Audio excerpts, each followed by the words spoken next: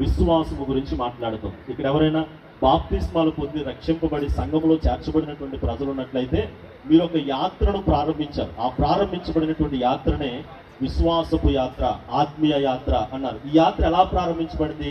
Through faith. ఎవరి ద్వారా? ఎవరి యందు విశ్వాసము అంటే మనందరినీ రక్షించడానికి ఈ లోకానికి ఒక గొర్రెపిల్లగా వచ్చి ఆయన బలియాగమయ్యి మరలా 3వ దినాన్ని తిరిగి లేచినటువంటి యేసుక్రీస్తు ప్రభుల వారి యందు విశ్వాసం ఉంచడం ద్వారా సంఘంలో సభ్యులుగా మనం చేర్చబడ్డాం. ఇంకా కొంతమంది చేర్చబడడానికి సిద్ధపడతా ఉన్నారు. ఏదైనప్పటికీ ఈ వివాహము చేసుకుంటున్నటువంటి వాళ్ళు కానీ, ఆల్రెడీ అయిపోయినటువంటి వారు కానీ, చేసుకోవడానికి ఆతృత పడేటువంటి వారు కానీ ఎవరి పట్ల విశ్వాసం ఉంచాలంటే సర్వలోకమును సృజించినటువంటి సృష్టికర్త అయినటువంటి దేవుని పట్ల విశ్వాసం ఉంచాలి. విశ్వాసము అనేటువంటి దానిలో ఇది మొదటి మాట. ఎందుకంటే విశ్వాసం లేకుండా మనం ఏది చేయలేం. వాక్యంలో ఒక మాట ఉండదు, విశ్వాసం లేకుండా దేవునికి ఇష్టలై ఉండుట అసాధ్యము అని చెప్పి. అలాగే వీళ్ళిద్దరూ ఉన్నారు కదండి,